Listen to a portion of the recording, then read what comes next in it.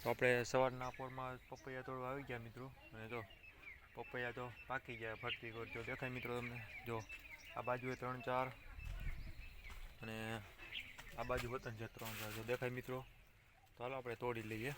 તો મારા ભાઈ જો બોર લેવા છે મિત્રો, આખી ડાલી ભરાઈ ગઈ જો 3-4 કિલો એટલા બોર છે. અને પપૈયા જો 2 પાકી ગયેલા અને એક કાચું કેમ તોડ્યું મમ્મી? કાચાનો જો સંભારો કરવાનો છે મિત્રો.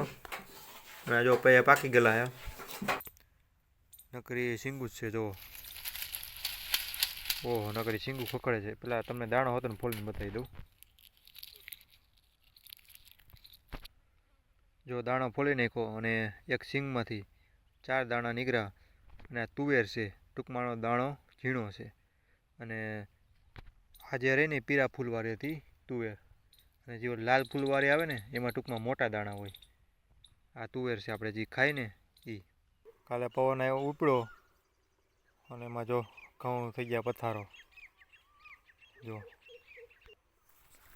આવું છે મિત્રો, શું કરવું હવે? તો હાલો હું તમને બતાવું. ચેણામાં આજે દોરી બાંધી હતી જો ફરતી કોર. જો મિત્રો દેખાય તમને? સમકાય છે જો, દોરી મારી દીધી જો ફરતી કોર. ઓલી બાજુ તમને નહીં દેખાય, આ બાજુ તો અમારી દેખાય જો. પાછી આ બાજુ દેખાય તમને જો, કારણ કે ભૂંડણા આવે છે બહુ જ. સમજાઈ ગયું? ચણા જો વસારે પાકી ગયા છે ને એટલે ટૂંકમાં હવે નહીં આવે.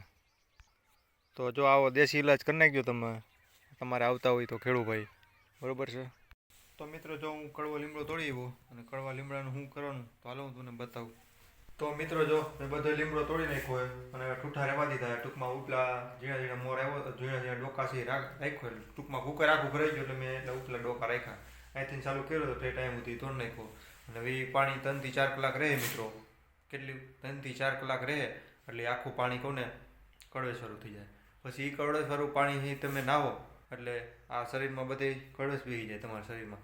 તમારા શરીરની મલપા કોઈ પણ જીવાત બે, એટલે મચ્છર છે, બીજા જીવડા છે, ગમે એ જે ટૂંકમાં વધારે તો જો કે મચ્છર જ આવતા હોય.